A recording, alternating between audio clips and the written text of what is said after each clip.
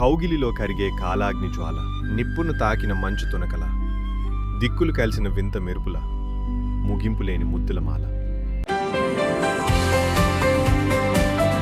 అతను సూర్యుడి వేడిని మోసే తేజస్, ఆమె వెన్నెల చల్లదనాన్ని పంచే నిశ్చల.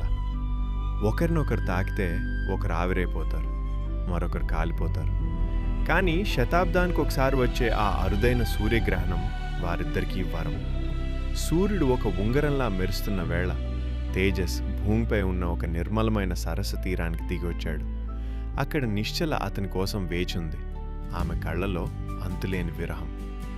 తేజస్ ఆమె దగ్గరికి వెళ్ళినప్పుడు అతనిలోని వేడి ఆమె మంచులాంటి శరీరానికి తగిలి ఒక వింతైన పొగమంచును సృష్టించింది. ఆ మంచు తెర వెనుక వారు ప్రపంచాన్ని మర్చిపోయారు. తేజస్ ఆమె నడుమును తన బలమైన చేతులతో అల్లుకుని ఆమెను తనలోకి లాక్కున్నాడు. నిశ్చల అతని గుండెపై తలవాల్చి ఆ వెచ్చదనాన్ని తనివి తీరా ఆస్వాదించింది.